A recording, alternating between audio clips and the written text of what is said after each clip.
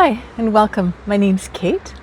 Welcome to my porch and to this story of my own experience with having polymyalgia rheumatica. Isn't that a big mouthful? And what I've learned about it along the way. When I was diagnosed with it a couple of years ago, I was in a lot of pain, a lot of distress. And I remember thinking, I hope that I can learn something about this disease and what causes it and what helps it, and just be able to share it with other people, because I know I'm not the only one that's gone through this. It's become increasingly common as a autoimmune disorder for all sorts of reasons. So my intention for being here, sitting awkwardly in front of this camera, which I've never done before, but my intention is to share in this episode a little bit of how I came to find out that I had this PMR, and in subsequent videos I'd like to talk a little bit about what I've learned about diet with respect to PMR, supplements, what prednisone does to the body. I have so much I want to talk to you about, but I'll just start by introducing myself and telling you a little bit about how I got here, and then I'll try to make these clips short. I don't know how to edit, so here I am. So it started for me fall 2022, and I work as a leadership coach and consultant. I teach and coach and do all sorts of things to support other people in their organizations, in their lives, to be able to lead themselves, to support themselves and their teams and others in the best way possible. And I love my work. I feel really privileged to do the work that I do. Well, that doesn't look good, does it? And every once in a while I'll get a client that is challenging in some ways, and that's fine. There's always a lot of learning opportunities in those challenges. But this particular fall and this particular client somehow got under my skin in a way that's never happened to me before. So I was really very activated and triggered by this person, and triggered into this feeling that I need to please her and I need to fix what's the problems, and I just sort of took it all on. And I know now that I was triggered into some very sort of early maladaptive behaviors, but talk about that another time too. But all this to say, it was a very, very stressful situation, and I just kept enduring it and enduring it. Meanwhile, my body was giving me some pretty clear little warning signs over the bow, fatigue, like a lot of fatigue, vertigo, headaches, just general feelings of malaise. And then by December, I was experiencing pain in my neck and my shoulders, and was pretty significant. Went to my doctor about it, and she said, probably the stress that you've been under, and go see a physio. And a couple of months later, so now we're into 2023, I'm noticing the pain is now in my shoulders and my hips. So bilateral pain, shoulders, hips, sometimes knees, neck, classic signs of PMR. But I didn't know that then, and neither did she. But I just felt more and more unwell, and more fatigued, and the pain was excruciating. I couldn't walk, I couldn't bend over, I couldn't turn over in bed. I couldn't get my bra on or take my shirts off, or it was basically all the what do you call it, the daily tasks of daily living, couldn't do them. So that was very distressing. And finally I got some blood work done, and it showed that my CRP, my creatine reactive protein, which is an inflammation marker in the blood, was elevated. So she did refer me to a rheumatologist suspecting this. And finally I got a call from this rheumatologist, and he said, oh yeah, you've got something called polymyalgia rheumatica. Usually affects seniors. I was 65 at the time. Yeah, 65. And it's self-resolving, and we're going to put you on prednisone, and you'll be fine. 9 months to a year, you'll be off the prednisone, no more pain. And it was like a 3-minute consult, and I was like, oh, yay, great. I take this thing called prednisone, and then I'm better. no, it's not like that at all. And if you have polymyalgia, you know the prednisone. What a trip! But I guess that's around that time. So that was January, February that I got diagnosed, and I thought, okay, I'll take the prednisone. And he also said, don't read too much about it on the internet because it'll just worry you. Well, of course I'm going to read about prednisone on the internet, and of course I find out it has all of these really disastrous side effects. But at the time I was in such pain and I had no life, and I was happy to, do the deal with the devil and take the prednisone. And within days, I'd say the pain started to ease.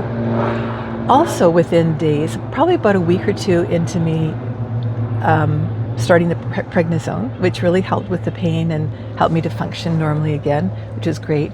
But my husband had been, he likes to listen to podcasts and things around health, and he was learning about the carnivore diet and how that's supposed to be anti-inflammatory.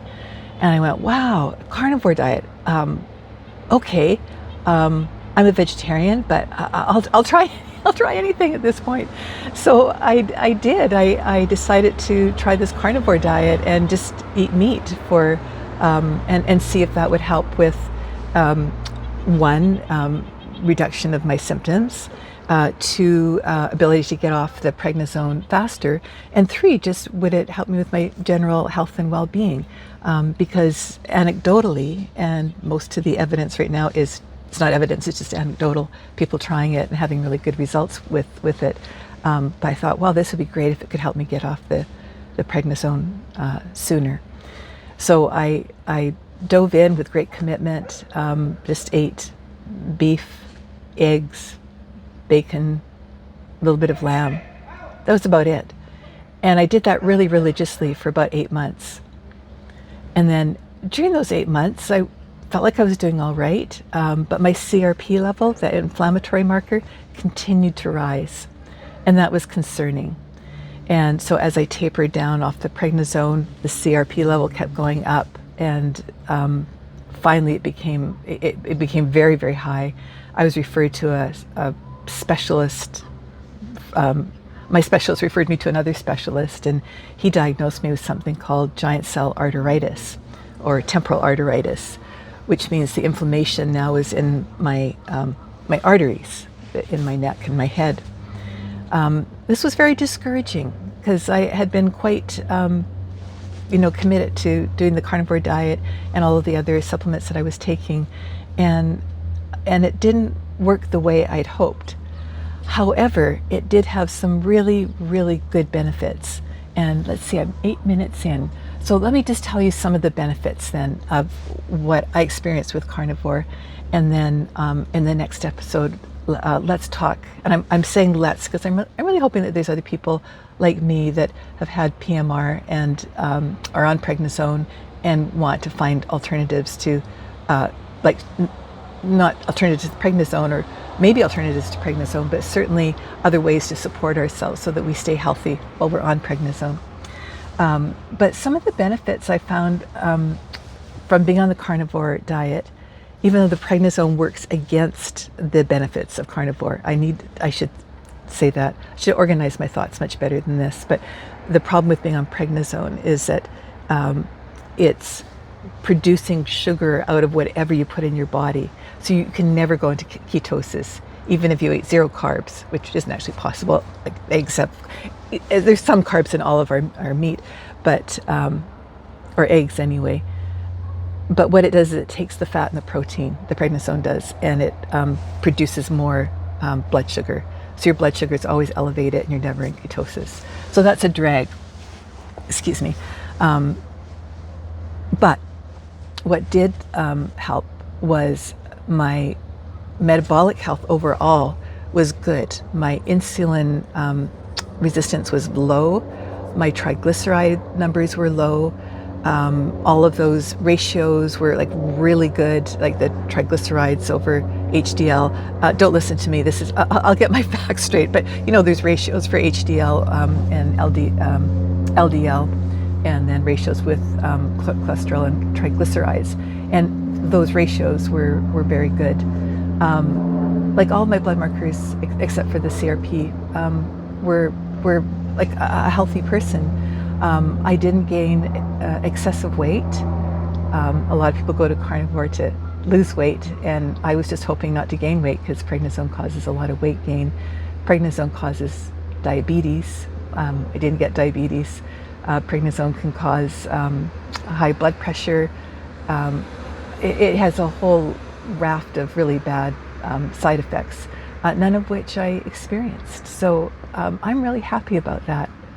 And I'm going to talk in a little bit more of a coherent fashion in our next video about some of the specific side effects of prednisone, some of the specific benefits of being on carnivore, even while on prednisone. And I'm a leadership consultant. I'm not a medical person. I'm supposed to say that, right? I don't. I'm not a scientist, but I'm a person that's really curious about how to support my own body and health. And I'm actually really curious about how to support your body and your health. That's actually what really brings me alive, is being in conversation with people and finding out, what are we learning along the way, as we age and as we grow and stay curious. And yeah, it's a pretty cool life, really. Okay, well, thanks for listening. I'll see if I post this. It sounds pretty. Oh, can you see Marley? There's Marley. That's Marley. And I wanted to show you my bird feeder because the finches are coming back. I'll do that next time. Thanks for hanging in there, if you did. Bye for now.